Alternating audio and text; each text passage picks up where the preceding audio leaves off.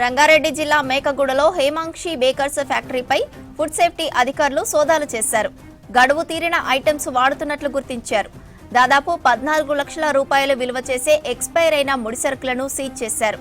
Bakery పదార్థాలు తయారు చేసి దేశ విదేశాలకు సప్లై చేస్తున్నట్లు గుర్తించారు. అపరిశుభ్ర వాతావరణంలోనే బేకరీ ఫుడ్స్ తయారీ చేస్తున్నట్లు నిర్ధారించారు.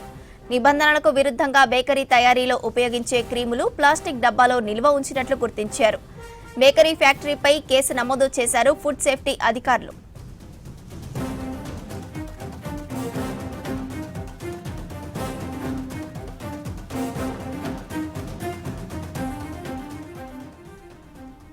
రంగారెడ్డి జిల్లా మేకగూడలో హేమాంక్షి బేకర్స్ ఫ్యాక్టరీపై ఫుడ్ సేఫ్టీ అధికారులు సోదాలు చేశారు. గడువు తీరిన ఐటమ్స్ వాడుతున్నట్లు గుర్తించారు. దాదాపు 14 లక్షల రూపాయల విలువ చేసే ఎక్స్పైర్ అయిన ముడిసరుకులను సీజ్ చేశారు. బేకరీ పదార్థాలు తయారు చేసి దేశ విదేశాలకు సప్లై చేస్తున్నట్లు గుర్తించారు. అపరిశుభ్ర వాతావరణంలోనే బేకరీ ఫుడ్స్ తయారు చేస్తున్నట్లు నిర్ధారించారు. నిబంధనలకు విరుద్ధంగా బేకరీ తయారీలో ఉపయోగించే క్రీములు ప్లాస్టిక్ డబ్బాలో నిల్వ ఉంచినట్లు గుర్తించారు. బేకరీ ఫ్యాక్టరీపై కేసు నమోదు చేశారు ఫుడ్ సేఫ్టీ అధికారులు.